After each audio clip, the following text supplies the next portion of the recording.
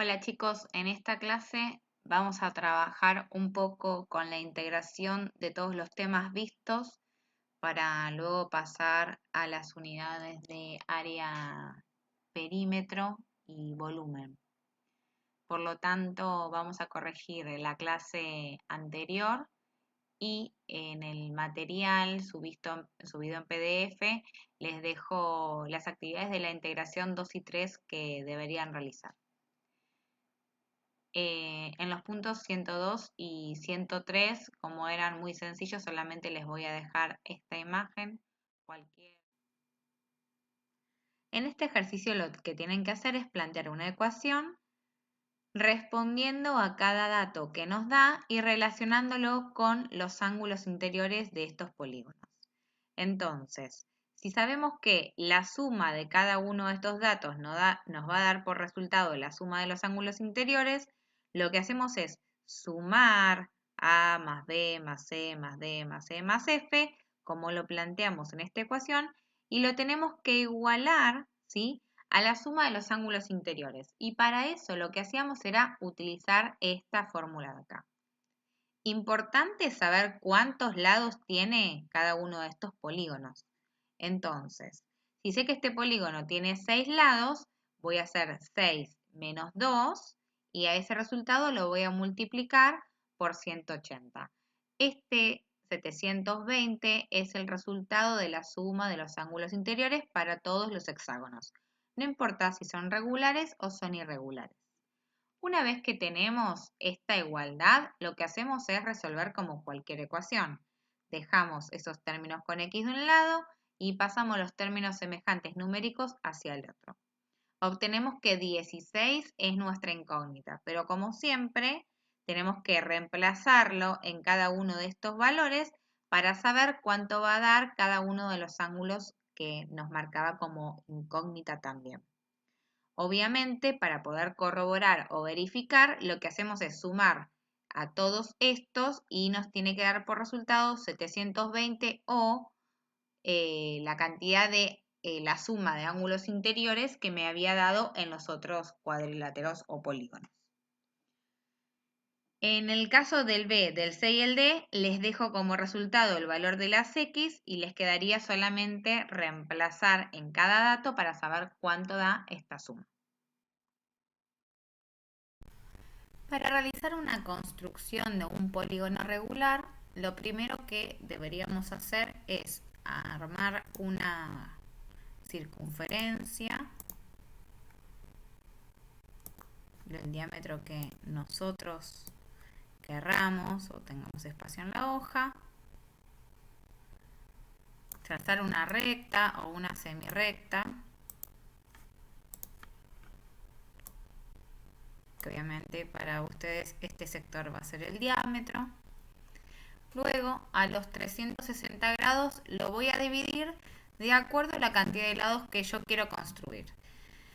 En el primer punto nosotros tenemos que construir un cuadrado, por lo tanto lo primero que tendríamos que hacer es a 360 dividirlo por 4, que es la cantidad de lados, y sé que voy a necesitar ángulos de 90. Por lo tanto, en este caso yo voy a trazar un ángulo, pero de 90 grados. Y me queda este sector, ¿sí? Por lo tanto, lo que voy a hacer es con un segmento, voy a trazar, este sería mi primer ángulo. Y cada vez que tenga que marcar un ángulo nuevo de 90, esta va a ser mi base. O sea que yo ahora necesito otro ángulo de 90. En este caso el ángulo de 90 ya me queda armado.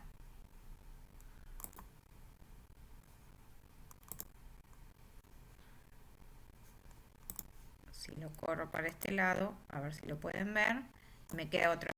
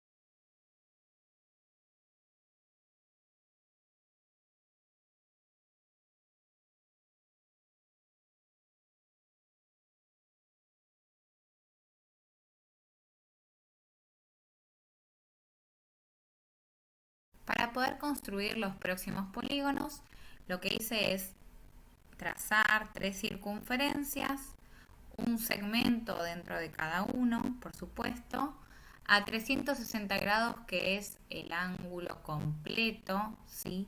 Lo divido por 6 porque en este caso es un hexágono y me da 60 grados. Estos 60 grados es mi primer ángulo que tengo que trazar.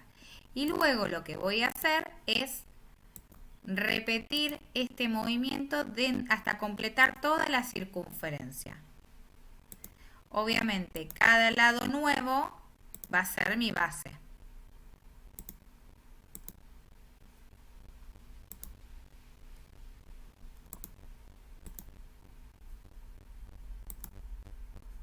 Y a medida, ¿sí?, que yo voy dando vuelta, se me van generando nuevos puntos.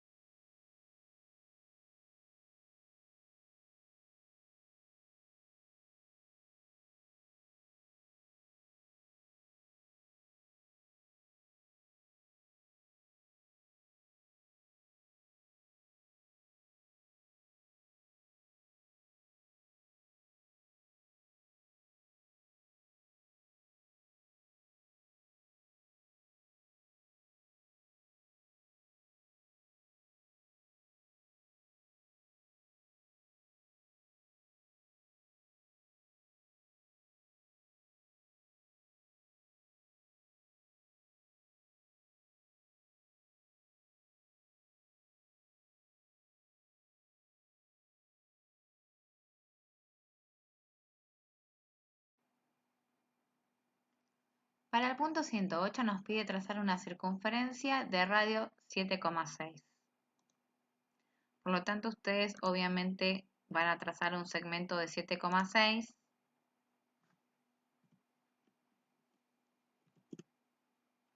y luego van a trazar la circunferencia.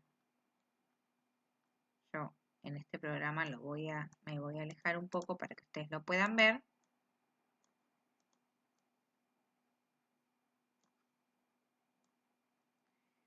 Obviamente, ¿cómo sé yo que esta circunferencia tiene un radio 7,6? Trazo un segmento de centro hasta cualquier punto y lo mido. Ya sabemos que esto es 7,6. ¿Cuánto mide el diámetro de esa circunferencia?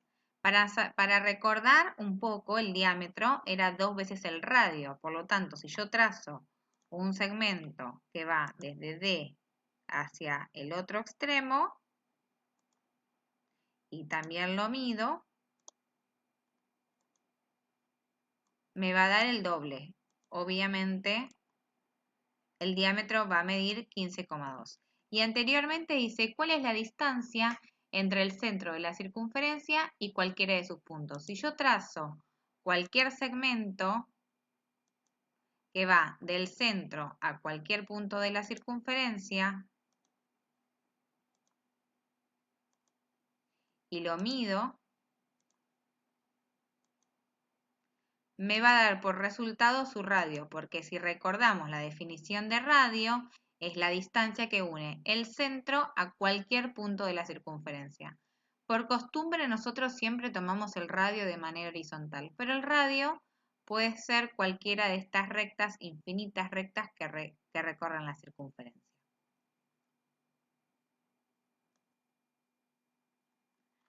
Y para el punto 109 nos pide trazar una circunferencia de radio 4,6. Volvemos a hacer lo mismo. Trazar un segmento de 4,6.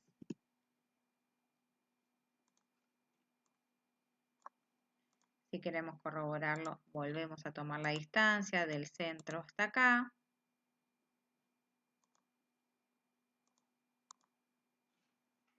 Y nos pregunta, ¿es posible trazar una cuerda de longitud 9,6? Entonces, si recordamos un poco la definición del diámetro, el diámetro es la cuerda más larga que nosotros podemos llegar a encontrar. Si trazamos el diámetro y luego tomamos la distancia de ese diámetro, nos vamos a dar cuenta que el diámetro es 9,2. Entonces nuestra respuesta va a ser falso. Nunca voy a poder trazar una cuerda más grande que nuestro diámetro. Y en este caso nuestro diámetro es 9,2. Por eso esta respuesta es que no es posible trazar una cuerda de 9,6 centímetros. Bien, para el punto 10 nos pide trazar una circunferencia de cualquier radio.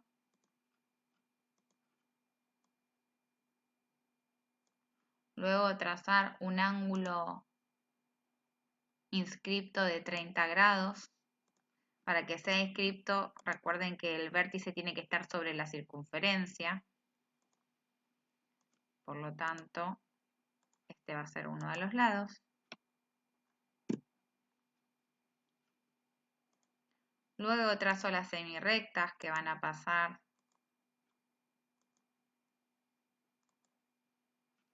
y vamos a marcar las intersecciones entre las semirrectas y la circunferencia.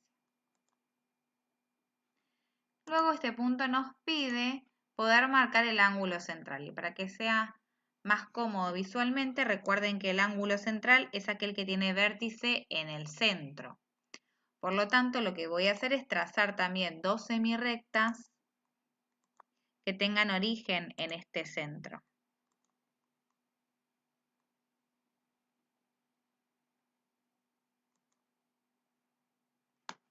Entonces, cuando nosotros tomemos la medida de este ángulo central, si lo hicimos bien, la teoría nos decía que el ángulo central es el doble del ángulo inscripto. Por lo tanto, C debería darnos 60.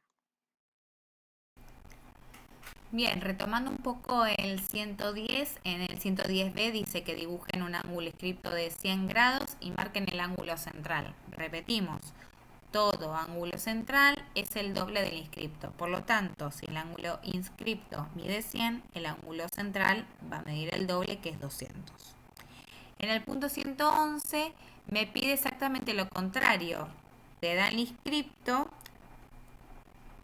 te pregunta sobre el inscripto y te da como dato el central. Por lo tanto, si ahora tengo el central, lo tengo que dividir por 2 para saber cuánto es el inscripto.